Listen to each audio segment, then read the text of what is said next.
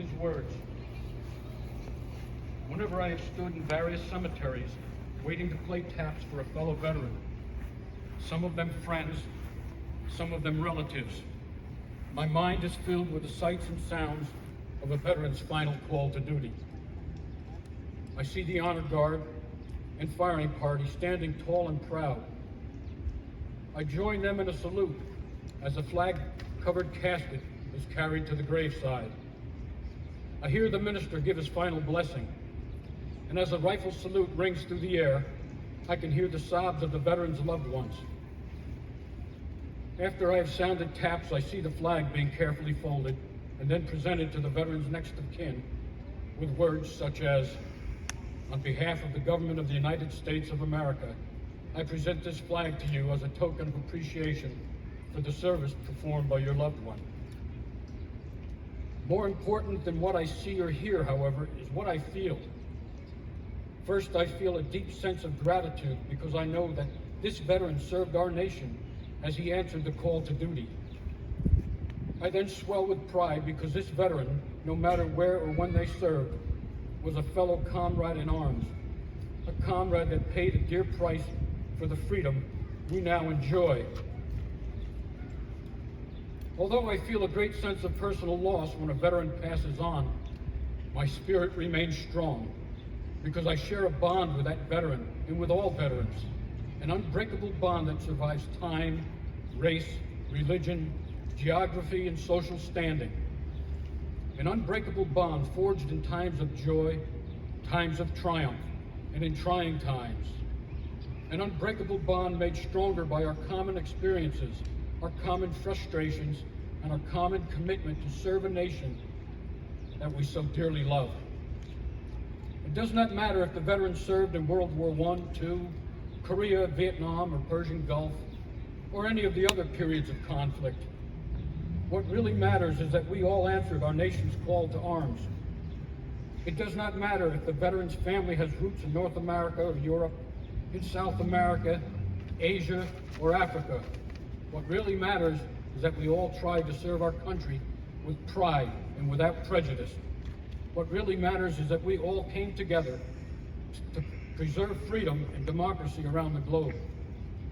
What really matters is that all of us, every veteran who ever served this country, share an unbreakable bond.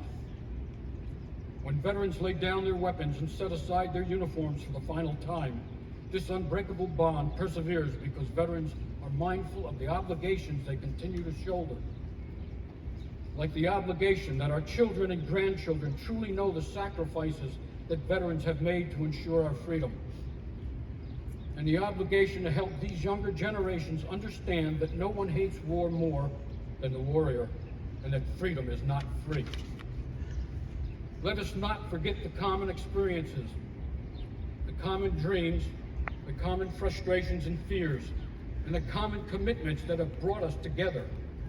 Let us never forget that our government made promises to us and commitments to its 27 million veterans and their families. Commitments that all too often fade in importance once the guns of war fall silent and the sabers no longer rattle and the television reporters go home. Commitments like timely access to quality health care in veterans' hospitals. But how timely is it when many of America's qualified veterans must wait 6 to 9 months just to get an appointment at some VA hospitals? Or how good is the quality of that care when VA hospitals do not have the money necessary to keep the best doctors and nurses from leaving government service, or can't replace thousands of pieces of broken and aging diagnostic medical equipment? Commitments like providing decent shelter for homeless veterans. But how well is the government honoring this commitment when on any given night, over 150,000 veterans have no place in America to call their home? Through our veteran service organizations, we must continue to seek answers to these pressing questions. And my friends and comrades, our fighting days will not be over until our government honors fully its commitment to all veterans of all conflicts. We must also lend a helping hand, veteran to veteran, and family to family, to those who need it. For in reality, This caring and sharing is what makes our unbreakable bond unbreakable. So let us remember the times of joy, times of triumph, and yes, even the trying times that we have shared in as time goes by. And let us never forget the common experiences, the common frustrations, the common dreams, and the common commitments to duty that have brought us together. Let us also remember the many obligations that we have to ensure that our unique, unbreakable bond remains strong forever. And let us not forget that veterans must continue to count on one another in good times or bad.